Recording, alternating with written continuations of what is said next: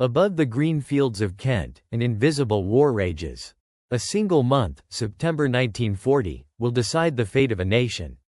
During these 30 days, one man, a pilot from a country already crushed, will personally destroy more enemy aircraft than most pilots achieve in an entire year of combat. He is an outsider, a voice often unheard, yet his actions will carve his name into the very fabric of aerial warfare history, securing a legacy that few could ever imagine. But how does a fighter pilot, stripped of his homeland, rise to become one of the most decisive figures in Britain's darkest hour? High above the English Channel, squadron leader Witold Urbanowicz, a 32-year-old Polish fighter ace, commands a Hawker Hurricane of No. 303, Kosciuszko Squadron, Royal Air Force Fighter Command. Born in Olzenka, northeastern Poland, on March 30, 1908, Urbanowicz embarked on his military career in 1930, joining the Polish Air Force. He graduated from the Air Force College in 1932 as an observer, but his true calling was in the cockpit of a fighter. He retrained as a fighter pilot and quickly distinguished himself within the 111th and 113th Fighter Squadrons during the 1930s. In August 1936, flying a PZLP-11A, he shot down a Soviet reconnaissance aircraft that had illegally crossed into Polish airspace. This act, while officially reprimanded, earned him unofficial congratulations and a subsequent posting as an instructor at the Deblin Training Center, where his sharp flying skills earned him the nickname, Cobra. The invasion of Poland in September 1939 shattered his world. He flew with a scratch detachment of instructors defending Deblin, but their older PZLP.7A fighters were no match for the advanced Luftwaffe. Ordered to lead 50 flight cadets to Romania, he was captured by a Soviet irregular unit but managed a daring escape with 2 cadets, recrossing the Romanian border. His journey then took him through the Balkans to France, and finally, by January 27, 1940, to England, where he was commissioned into the RAF Volunteer Reserve. By August 21, 1940, after converting to Hurricanes at 6 Operational Training Unit Sutton Bridge, he joined the newly formed, all-Polish No. 303 Squadron at RAF Northolt as a flight commander. Witold Urbanowicz stands out not just for his exceptional flying prowess, but for his sheer tenacity and aggressive fighting style, characteristics forged in the brutal defense of his homeland, which made him an unusual and remarkably effective leader in the desperate fight for Britain. The summer of 1940 plunges Britain into its darkest hour. France has fallen, and the might of Nazi Germany's Luftwaffe, the largest and most formidable air force in Europe, now turns its attention across the English Channel. Operation Sea Lion, the planned amphibious and airborne invasion of Britain, looms large, contingent only on the Luftwaffe achieving air superiority over the Channel and the British Isles. The German strategy, known as Adlerangriff or Attack of the Eagles, initially targets RAF airfields and radar stations across southern England, aiming to blind and incapacitate Fighter Command. The Royal Air Force, though resilient, faces immense pressure. Fighter Command is stretched thin, its experienced pilots suffering heavy casualties. There are not enough trained pilots, and insufficient time exists to adequately prepare new recruits for the intensity of combat. Into this maelstrom arrive hundreds of Polish airmen, veterans of the September 1939 campaign, burning with a desire for vengeance against the Germans. Yet, they face significant hurdles. The British, influenced by German propaganda, initially harbor skepticism about the Polish pilots' capabilities, believing their air force was swiftly defeated due to pilot ineptitude. A substantial language barrier further complicates matters. English is not their first language, leading to communication difficulties that can prove dangerous in fast-paced aerial combat. Moreover, their tactical training differs significantly. Polish pilots, seasoned by fighting against overwhelming odds with often inferior aircraft, favor aggressive, close-quarters engagement, often closing to less than 100 yards before firing. This contrasts sharply with the RAF's more conservative doctrine of opening fire at ranges closer to 400 yards. Initial British skepticism manifests in frustrating ways. Numbers 302 and 303 squadrons are subjected to what many Polish pilots perceive as demeaning training, including riding tricycles equipped with radios and compasses around airfields in practice formations. Air Chief Marshal Sir Hugh Dowding, head of RAF Fighter Command, initially expresses reservations about the Polish squadron's immediate combat readiness, citing the need for them to adapt to British procedures and language. No one believed it was possible for these foreign pilots, with their different methods and language difficulties, to integrate quickly enough to make a real difference. They were about to be proven catastrophically wrong. As September 1940 dawns, the Battle of Britain intensifies, reaching its most critical phase. Number 303, Kosciuszko Squadron, now fully operational since August 31, is thrust into the heart of the conflict. The initial days of September prove a crucible for the Polish pilots. On September 6, the squadron engages in one of its most brutal combats to date. Flying as a flight commander, Witold Urbanowicz is airborne in his Hawker Hurricane. The skies over England are a chaotic tapestry of contrails and exploding aircraft as 303 Squadron encounters a large formation of Luftwaffe fighters and bombers. In the fierce engagement, the squadron's commanding officer, squadron leader Zdzisław Krasnodębski, is shot down, his Hurricane engulfed in flames. He manages to bail out but suffers severe burns, sidelining him from the battle. In the midst of this intense dogfight, Witold Urbanowicz demonstrates his exceptional skill and aggression, targeting a Messerschmitt Bf 109. His disciplined bursts of fire find their mark, and the enemy fighter plummets from the sky, confirmed as destroyed. Immediately following this mission, by virtue of his seniority and proven combat ability, Witold Urbanowicz assumes command as the acting commanding officer of No. 303 Squadron. He is 32 years old, leading a squadron of fellow exiles in a desperate fight for a foreign land, speaking a language he has barely mastered. The very next day, September 7, the Luftwaffe dramatically shifts its strategy. Instead of primarily targeting RAF airfields, the focus turns to London itself. Over 300 German bombers, escorted by a vast array of fighters, launch a devastating attack on the British capital, killing 448 civilians.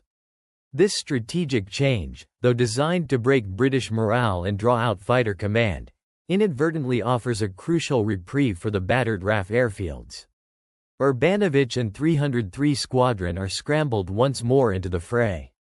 He claims a Dornier Do-17 bomber destroyed and a probable Messerschmitt Bf 109, further cementing his growing reputation. The relentless pace of combat continues, with the squadron flying multiple sorties daily, defending London and the vital industrial heartland of southern England. Mid-September brings the Battle of Britain to its climax. September 15, later to be celebrated as Battle of Britain Day, sees the Luftwaffe launch its largest daylight raid against London. Over 1,500 German aircraft, comprising both bombers and their fighter escorts, darken the skies in two massive waves. The RAF, anticipating the attack, scrambles every available squadron, including No. 303. The air above London transforms into a vast, three-dimensional battlefield. Urbanowicz is in the thick of it, his Hurricane weaving through formations of Heinkel He-111s and Dornier Do-17s, constantly seeking an advantage against the agile Messerschmitt Bf 109s. During this monumental engagement, he engages multiple enemy aircraft, his guns spitting fire. He is credited with destroying 2 Dornier Do-17s, adding critical victories to his personal tally and contributing significantly to the squadron's mounting success. The sheer scale of the engagement is almost unimaginable from the ground, with burning planes, parachutes, and tracer fire filling the sky. If you had been in Witold Urbanowicz's cockpit on September 15, witnessing the sheer number of enemy aircraft and the chaos of battle, would you have pushed deeper into the formations, or would the instinct for self-preservation have urged caution? Tell me in the comments. On September 15, 1940, the German Luftwaffe commanders, including Hermann Göring, are convinced that RAF Fighter Command is on the verge of collapse. Their intelligence suggests the British are running out of pilots and aircraft. The strategy to shift bombing to London is partly a desperate attempt to force the remaining RAF fighters into a decisive, attritional battle over the capital. Field Marshal Albert Kesselring, commanding Luftflotte II, believes that a massive, concentrated daylight raid will finally break the British will to resist. Orders are clear. The bomber formations, primarily Heinkel He-111s and Dornier Do-17s, are to maintain tight defensive boxes, shielded by their Messerschmitt Bf-109 and Bf-110 escorts. The Luftwaffe pilots, many of them veterans of the campaigns in Poland and France, are confident in their numerical superiority. They report encountering fewer British fighters than expected in some sectors, leading to an overestimate of their success and an underestimation of British resilience. Their rigid formations, while offering some defensive fire, also limit the maneuverability of their fighter escorts, often tying the Bf-109s too closely to the slower bombers.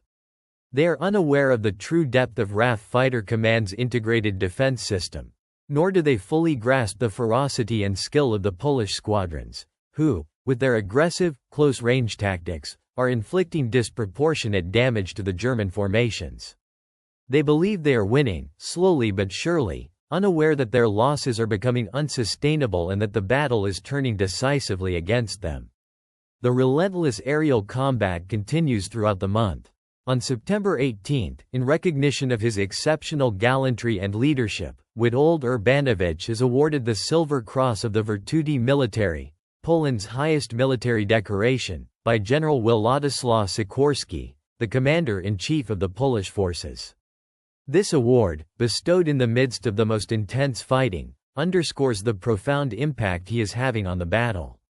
Days later, on September 26, a rare moment of respite and recognition arrives at RAF Northolt.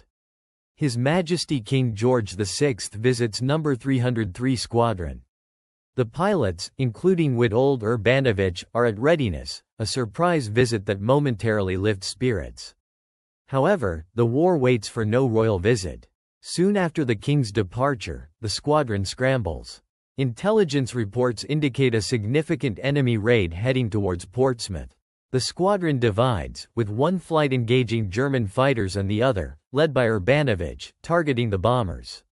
Witold Urbanowicz singles out a Heinkel He-111 bomber and delivers a long, precise burst of fire, sending the German aircraft plummeting into the sea. The following day, September 27, proves to be another intensely active and highly successful day for Witold Urbanowicz. He takes off twice in his Hawker Hurricane RFE. His first patrol begins around 8:45 a.m. Just 15 minutes later, at approximately 9 a.m., 303 Squadron intercepts a massive enemy raid consisting of approximately 30 Heinkel He-111 bombers escorted by around 50 Messerschmitt Bf-109s and Bf-110s. Urbanowicz maneuvers to attack a Bf-110, but his plan is disrupted by two aggressive Bf-109s that immediately target him. He executes a swift defensive turn, evading their initial attack, then skillfully reverses the engagement, getting onto the tail of one of the attacking Messerschmitts. He fires a devastating burst from a very short distance, leaving no chance for the enemy pilot to survive. The Bf-109 explodes in a shower of debris. Moments later, he spots a Bf-110 breaking formation and attempting to escape towards France. Urbanowicz gives chase, his Hurricane's Merlin engine screaming in pursuit. After a short but fierce combat, he brings down the twin-engined fighter. One of the enemy airmen is killed in the wreckage. This engagement, marked by rapid decision-making and aggressive close-range combat, exemplifies the Polish pilot's preferred tactics. Later that day, Urbanowicz participates in a second patrol. During this sortie, he is officially credited with destroying two Junkers Ju-88 bombers, bringing his total for September 27 to an astonishing 4 confirmed kills in a single day. Consider the sheer mental and physical exhaustion of flying multiple combat sorties in a single day, engaging superior numbers, and facing death with every maneuver. What personal qualities do you believe are most essential for a fighter pilot to sustain such a demanding pace of combat and maintain their effectiveness? Tell me in the comments. As September draws to a close, the Luftwaffe, despite its immense strength, is failing to achieve air superiority.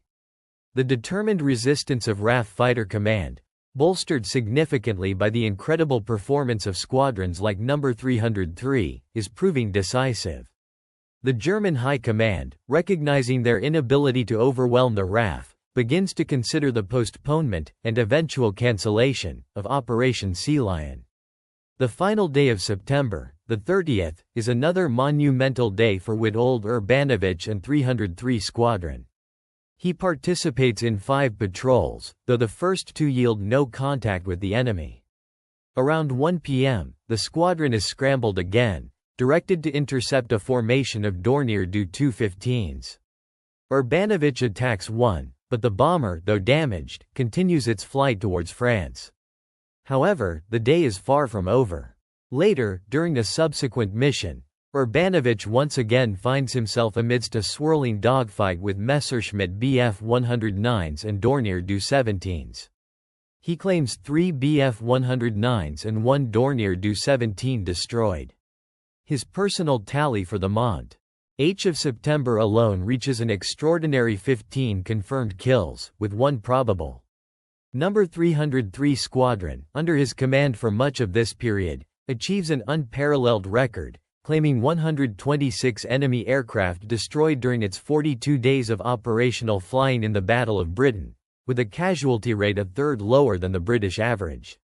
Imagine the moment, after a day of intense aerial combat, having just shot down multiple enemy aircraft, knowing that each victory contributes directly to the survival of a nation.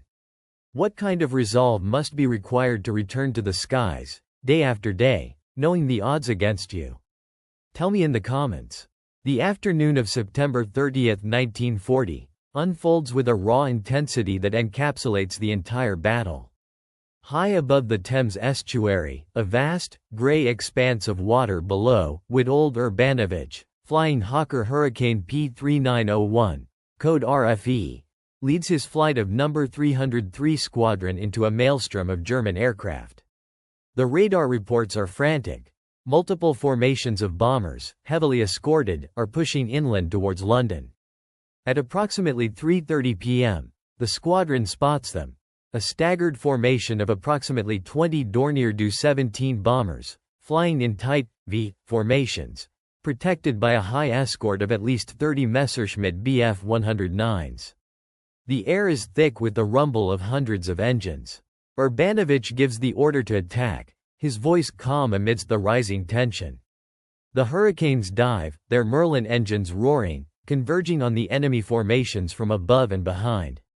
Tracer fire erupts across the sky, painting incandescent lines against the clouds. Urbanowicz selects a Du 17 on the starboard flank of the lead bomber formation. He closes the distance rapidly, ignoring the flak from the bomber's defensive guns, his eyes fixed on the target. His finger presses the firing button, and 8.303 caliber machine guns in his wings unleash a torrent of lead. The Dornier shudders under the impact, smoke trailing from its starboard engine. But the German pilots are experienced, and the bomber holds its course, attempting to escape into the cloud cover.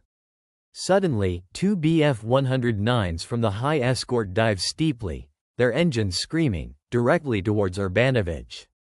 Their cannon and machine guns open fire, streams of glowing projectiles arcing towards his Hurricane. The cockpit of Urbanowicz's aircraft fills with the sharp crack of incoming rounds. He yanks the control stick hard to the left, initiating a violent evasive turn, the G-forces pressing him deep into his seat. The Bf 109s overshoot, their pilots momentarily losing sight of him. This is the close-quarters combat the Polish pilots excel at. Urbanowicz doesn't just evade, he counters. He snaps his Hurricane around, the agile fighter responding instantly, bringing him onto the tail of the trailing Bf 109. He is barely 50 yards behind the German fighter, so close he can see the pilot's head in the cockpit. He presses the firing button again, a short, controlled burst. The Bf-109 erupts in a flash of orange flame and smoke, its wing disintegrating as it spirals out of control towards the Earth. Without a moment's hesitation, Urbanowicz shifts his attention to the second Bf-109, which is now attempting a wide, defensive turn. He cuts across the turn, demonstrating superior energy retention and raw piloting skill, closing the gap. Another precise burst, and the second Messerschmitt, caught completely off guard, takes hits in its engine cowling. A plume of black oil trails behind it, and the fighter rolls over, commencing an uncontrolled dive. Two elite German fighters downed within a minute. His adrenaline surging, Urbanowicz glances around. The skies are still filled with warring aircraft, but the German bomber formation, disrupted by 303 Squadron's aggressive attack, is beginning to scatter.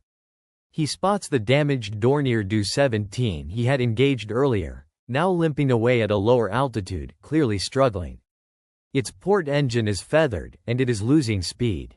Urbanowicz pushes his Hurricane into a shallow dive, rapidly overhauling the crippled bomber. He positions himself directly astern, holding his fire for a few critical seconds, ensuring a perfect shot. Then, he unleashes a final, sustained burst. The Dornier's fuselage is torn apart by the concentrated fire, its tail section separating. It pitches violently, then falls, a broken, smoking hulk, into the gray waters of the channel. The air grows quieter now, the cacophony of battle receding as the remaining German aircraft flee. Urbanowicz pulls up, his Hurricane vibrating with the effort, its cannons now silent, its ammunition exhausted. He takes a moment, breathing heavily, the smell of cordite faint in the cockpit. 3 confirmed victories in a single engage.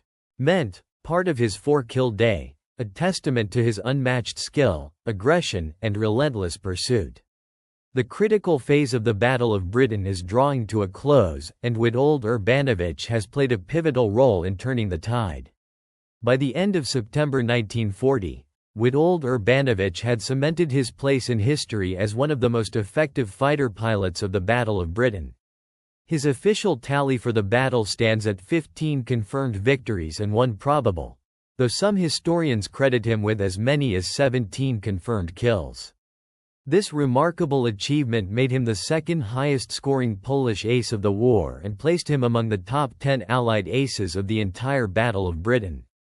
His leadership of No. 303 Squadron during its most active period was crucial. The squadron finished the battle with an astounding 126 confirmed victories, the highest score of any RAF squadron, and with a significantly lower casualty rate than the RAF average. For his extraordinary courage and skill, Urbanowicz was awarded numerous decorations. He received the Silver Cross of the Virtuti Militari on September 18, 1940, Poland's highest military honor. On October 27, 1940, he was gazetted for the British Distinguished Flying Cross, DFC, followed by the Polish Cross of Valor with 3 bars by February 1, 1941. His service did not end with the Battle of Britain. In October 1940, he was posted to HQ-11 Group on staff duties as a Polish liaison officer. Later, in June 1941, he was assigned as the second air attaché at the Polish Embassy in Washington, D.C. It was there, in spring 1943, that he met General Claire Chennault, commander of the legendary Flying Tigers, in China. Urbanowicz persuaded Chennault to allow him to fly combat missions. From October 23 to December 15, 1943, he flew Curtiss P-40 Warhawks with the 75th Fighter Squadron, USAF, in eastern China, where he destroyed 2 Japanese aircraft on December 11, 1943, and claimed several more unconfirmed victories. He returned to the UK in mid-1944, flying Spitfires and P-51 Mustangs in support of Allied forces advancing against Germany. After the war, his fate, like many Polish servicemen, was tragically complicated. He returned to Poland in 1946 but was arrested 4 times by the communist Służba Bezpieczeństwa secret police, suspected of being a spy. After his release, he fled to the United States as a political émigré, settling in New York City. He worked for American Airlines, Eastern Airlines, and Republic Aviation before retiring in 1973. In a poignant turn of events, after the fall of communism, Witold Urbanowicz revisited Poland in 1991 and again in 1995, when he was promoted to the rank of general. He died in New York on August 17, 1996. The contribution of Polish pilots to the Battle of Britain was immense. A total of 145 Polish airmen fought, credited with an estimated 170 German aircraft shot down. Air Chief Marshal Sir Hugh Dowding, head of RAF Fighter Command, famously acknowledged their impact, stating that without the magnificent material contributed by the Polish squadrons and their unsurpassed gallantry, I hesitate to say that the outcome of the battle would not have been the same. Witold Urbanowicz's personal Hawker Hurricane during the Battle of Britain carried a powerful inscription that epitomized the spirit of these exiled warriors. We do not beg for freedom, we fight for it. If this story moved you, if you think these men deserve to be remembered, leave one word in the comments: valor. Subscribe for a new forgotten story every week.